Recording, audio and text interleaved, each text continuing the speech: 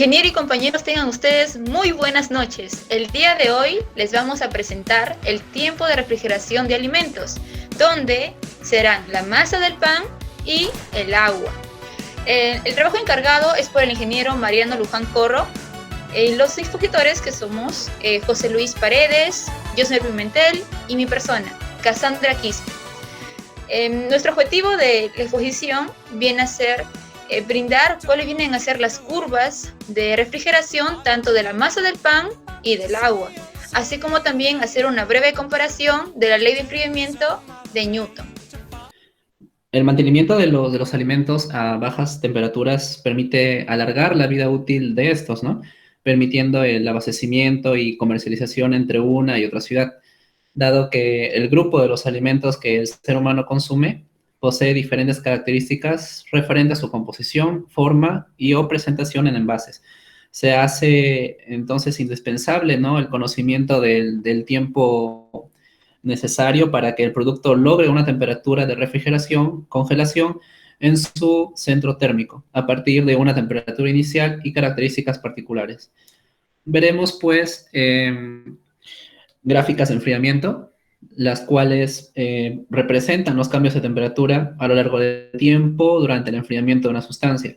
En esas gráficas se refleja el descenso de temperatura y los cambios de estado regresivos, condensación y solidificación. En la práctica veremos lo que es tiempo de refrigeración, el cual uno de los métodos para determinar este tiempo es el gráfico. Este se basa en gráficos justamente para cada una de las formas geométricas. Existe otro método que es el de tablas y figuras, el cual es más rápido y sencillo para determinar el tiempo de enfriamiento. Este método se basa en la combinación de la transferencia de calor unidireccional desarrollada en figuras geométricas como la esfera, el cilindro y el cubo. Bien, ahí tenemos, ¿no?, la ilustración de las figuras. En nuestro caso, como emplearemos masa para pan, la figura geométrica a emplear será la esfera, dando la forma, ¿no? Hay que recalcar que la calidad de los alimentos refrigerando se encuentra influenciada por la velocidad con que se produce el enfriamiento. Respecto a las gráficas de enfriamiento, esas gráficas representan los cambios de temperatura a lo largo del tiempo durante el enfriamiento de una sustancia. Reflejan el descenso de temperaturas y los cambios de estado, condensación o también solidificación. Bueno, esta gráfica se construye colocando en los ejes de las abscisas X el tiempo transcurrido en este proceso y las ordenadas, las Y, que vendría a ser la temperatura. Respecto al tiempo de enfriamiento T/2, viene a ser el tiempo requerido para enfriar el producto a la mitad de la diferencia entre la T0 del producto y la de medio refrigerante. Ahí tenemos, ¿no?, la representación gráfica de la temperatura de enfriamiento de un producto, ¿no? Luego tenemos la ley de enfriamiento de Newton. Cuando la diferencia de temperaturas entre un cuerpo y su medio ambiente no es demasiado grande, el calor transferido en la unidad de tiempo hacia el cuerpo o desde el cuerpo por conducción, convección y radiación es aproximadamente proporcional a la diferencia de temperatura entre el cuerpo y el medio externo. eh, y tenemos pues la siguiente fórmula, ¿no?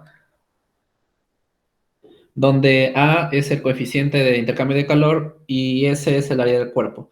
Bueno, si la temperatura T del cuerpo es mayor que la temperatura del medio ambiente, T sub A, el cuerpo pierde una cantidad de calor de Q del intervalo de tiempo comprendido entre T y T más dt, disminuyendo su temperatura T en derivada de T. La ecuación que nos da la variación de la temperatura T del cuerpo en función del tiempo es la siguiente, esta fórmula de aquí, o bien la de aquí también. Integrando esta ecuación, tenemos la relación siguiente, ¿no?, que vendría a ser esas aquí. Despejando T, se tiene que Bueno, esta fórmula de aquí T igual a T sub A más la diferencia entre T sub 0 menos T sub A por E elevado a la menos K por T. Ya que contamos con dos variables, T mayúscula y bueno, y T minúscula, los demás valores se pueden determinar ya experimentalmente. Y como objetivos para esta práctica, pues son obtener las curvas de enfriamiento para los diferentes productos alimentarios. Bueno, en este caso, solo de la masa para pan y comparar los resultados obtenidos con la curva de congelación del agua. Obtener su gráfica de tiempo de enfriamiento, T y T sobre 2 para dicho producto. Obtener su modelo del tiempo de enfriamiento mediante hoja de cálculo y compararlo con el modelo de la ley de enfriamiento de Newton. Y pues calcular los valores T y T sobre 2 comparándolos con los valores reales y los obtenidos gráficamente. Los materiales y programas utilizados para el presente laboratorio fueron un recipiente metálico que sirve de depósito para refrigerar el agua. Nuestro producto alimentario para enfriar, en este caso, es la masa para pan. Los sistemas de datos y almacenamiento para medir la temperatura de las muestras. El Arduino Uno, sensor DS18, B20, resistencia de 10K y cablecillos delgados. De acuerdo a la metodología, las etapas del procedimiento experimental fueron los siguientes. Primero, se midió la temperatura del ambiente por 15 minutos para probar si está funcionando todo correctamente. En este caso se ha utilizado el sensor de temperatura DS18B20, ¿sí? El cual viene a tener 3 corrientes y bueno, su manera de instalación vienen a ser un cable que viene a ser rojo, negro y amarillo. El rojo, junto con la resistencia, va en los 5 voltios. El negro va justamente lo que es al GND. Y el amarillo, juntamente con la resistencia, digitales número 3. ¿Sí? Respecto a lo que viene a ser el programa Arduino, este viene a ser el código, en lo cual se llega a proyectar lo que son los datos a través del monitor serie, el COM. Y bien, en estos datos justamente, ¿no? PIN viene a ser el número 3, en este caso que es el PIN digital. Aquí se estableció 60.000 para indicar lo que es que va de minuto a minuto, ¿sí? Para medir de minuto a minuto o de minuto, tanto para el agua como para la masa de...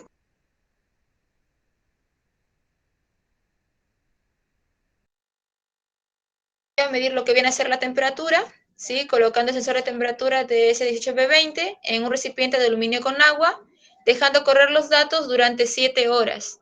El mismo proceso se hizo para la masa del pan, ¿no? En este caso, como verán, viene a estar expuesto así sin colocarle nada, ¿no? Ni aluminio, ni papel, no, simplemente así expuesto a tanto a los diferentes alimentos que están allí. No afectaría en la toma de datos. Acá en esta tabla se puede observar los datos obtenidos tanto para la temperatura de la masa del pan como del agua, obtenidos a través de nuestro sensor DS18B20. Este es de la manera experimental, como ya se ha explicado. Ahora vamos a hacer una comparación de las curvas de enfriamiento tanto para el agua como de la masa del pan. Como en esta gráfica pueden observar, la curva celeste representa los datos del agua, mientras que la curva anaranjada es para la masa del pan.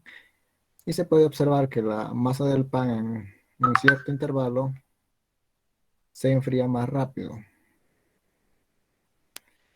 Luego vamos a obtener un modelo para compararlo con la ley de enfriamiento de Newton.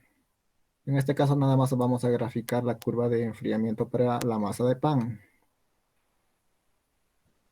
Luego obtenemos la línea de tendencia y elegimos la que más se adecua a nuestro gráfico. Puede ser una lineal, pero vemos que su R cuadrado es muy pequeño, de 0,43. Mientras más cercano a 1, mejor. En este caso sería una polinomial de grado 4 o también de grado 3.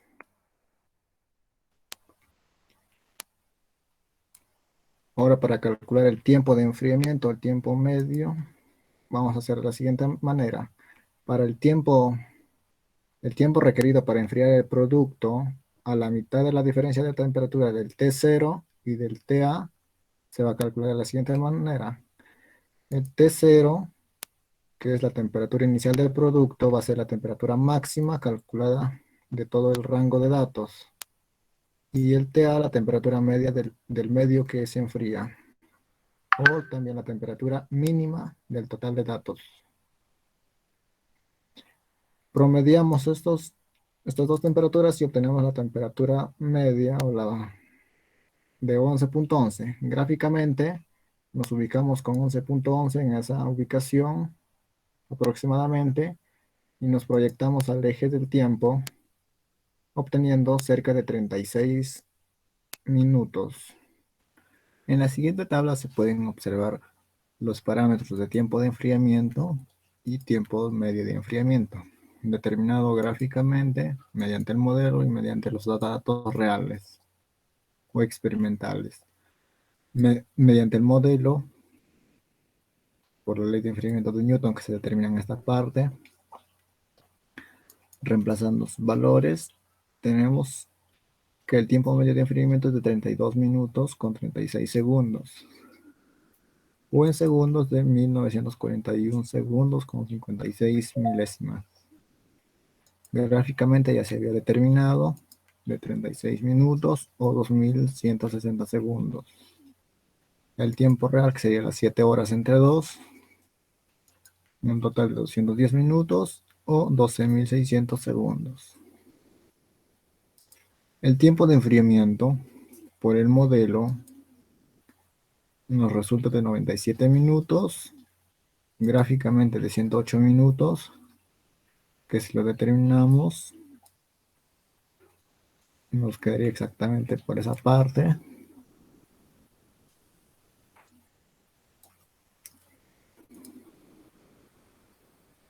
De 108 minutos, mientras que el tiempo real sí son las 7 horas de 420 minutos o 25.200 segundos.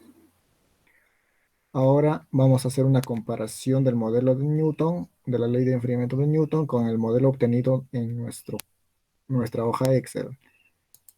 Ya como se ha explicado, la ecuación de la ley de enfriamiento de Newton es la que se está marcando ahora. Entonces determinamos sus variables.